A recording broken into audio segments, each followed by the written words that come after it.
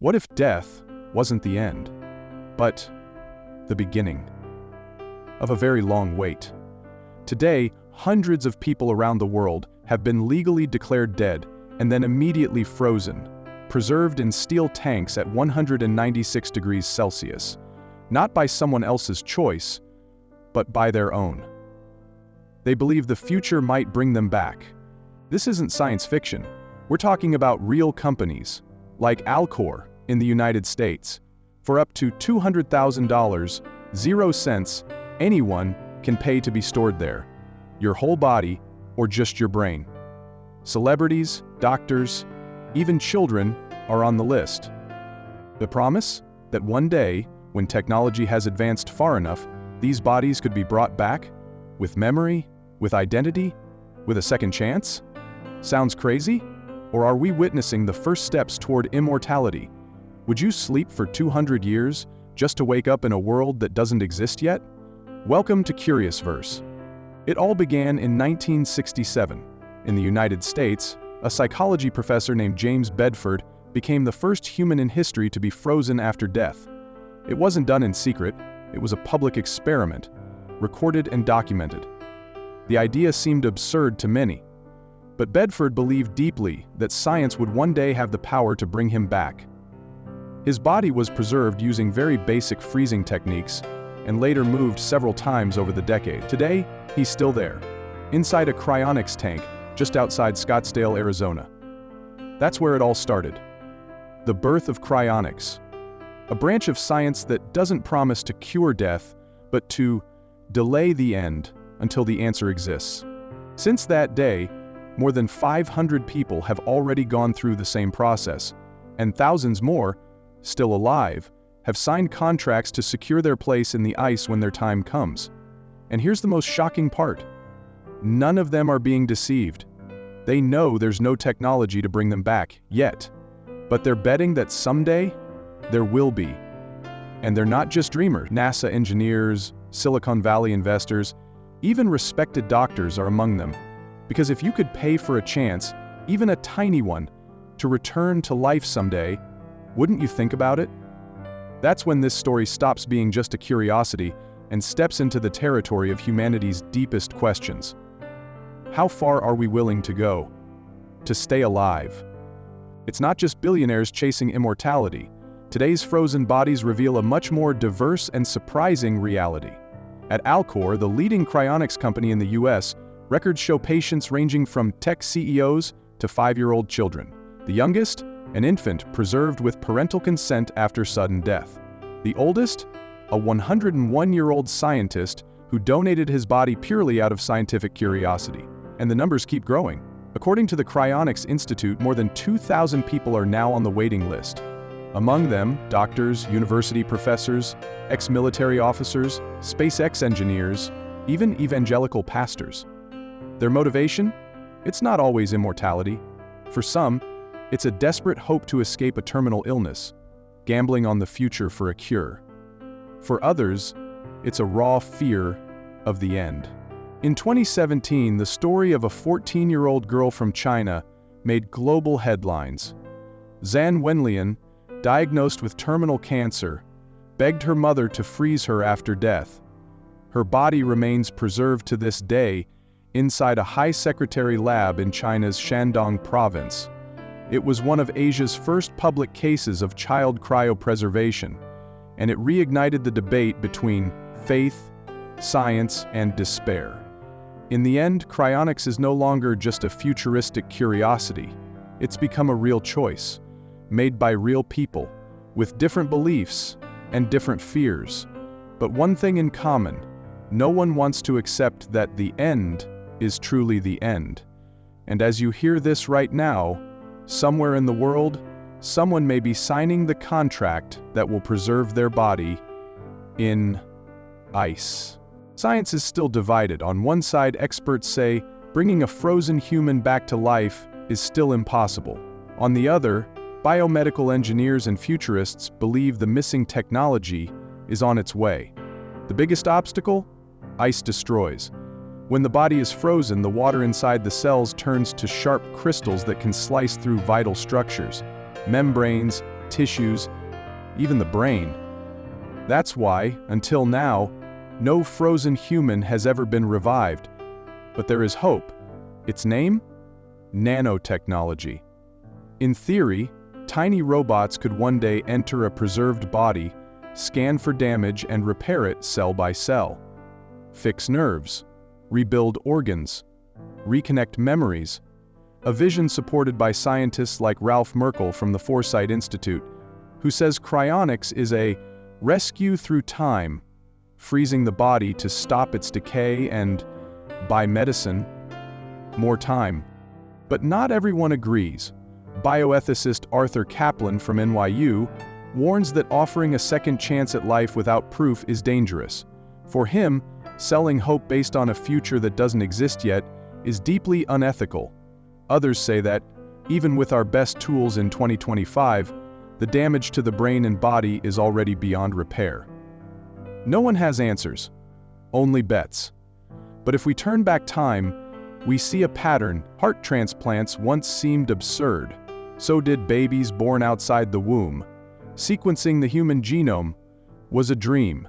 And now AI is diagnosing cancer better than doctors. Every one of those ideas was once considered impossible. Maybe cryonics is just the next idea we laugh at, until we don't. It sounds far-fetched today, but tomorrow it might be routine. Unlikely? Yes, but for those who've lost everything, unlikely still beats nothing. And while laboratories around the world race against the clock, thousands of frozen bodies and dreams lie in silence, waiting, hoping for a future that hasn't arrived yet. While the idea of being frozen still sounds like fiction to many, for some it has already become a signed contract. Today, 3 companies lead this race for future life.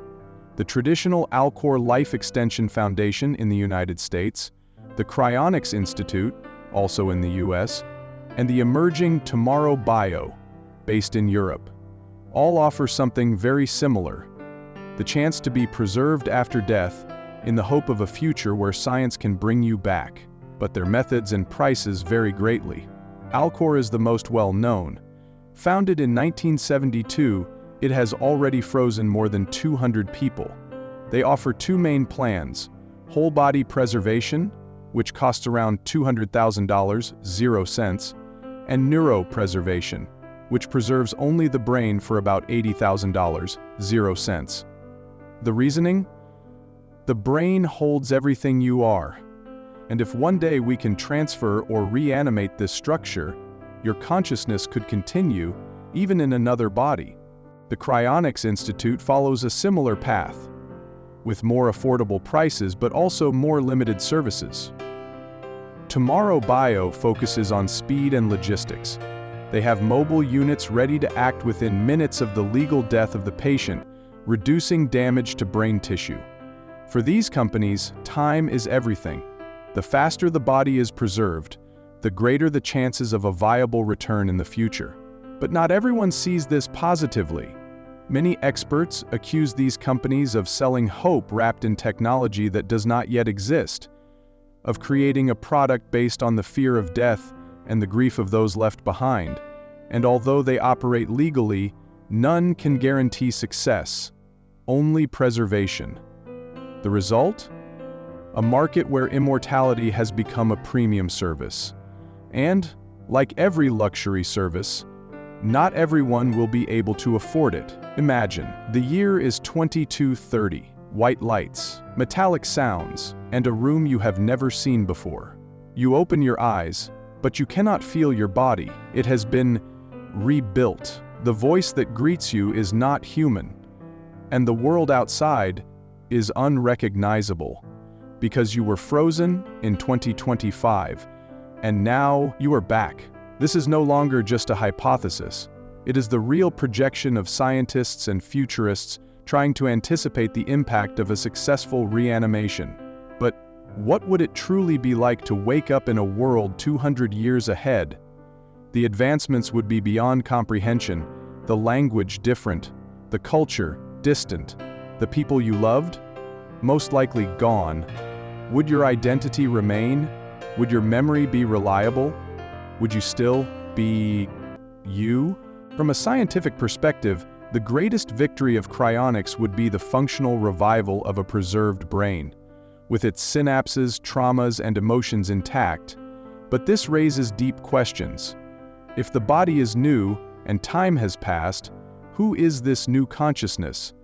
If all your bonds have disappeared, what still holds your humanity?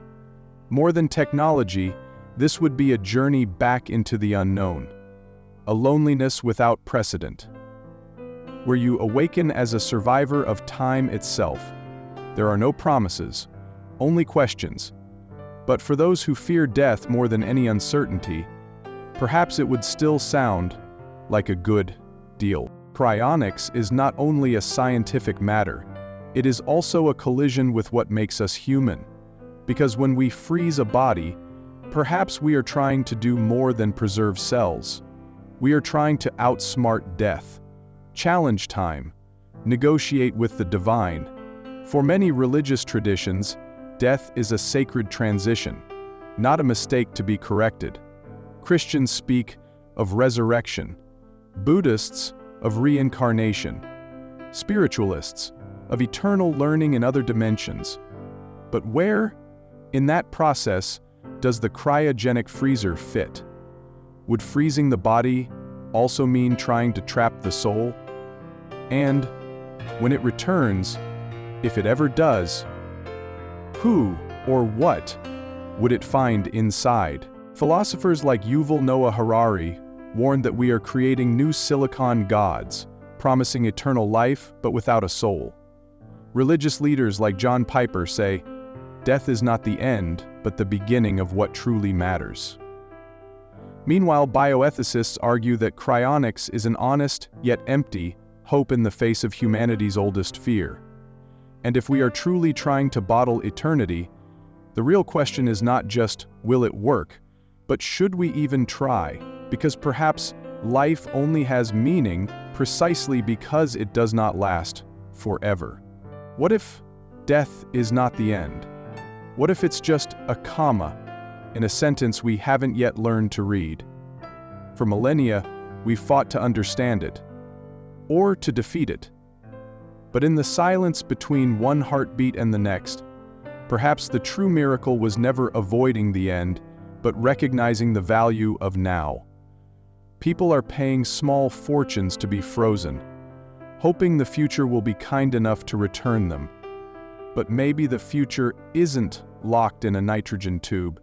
Maybe it's in every instant we let slip away, in every conversation left unsaid, in every embrace postponed.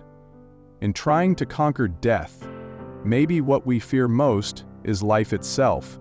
And what if the answer isn't waking up in the year 2230, but being fully awake here, now, today?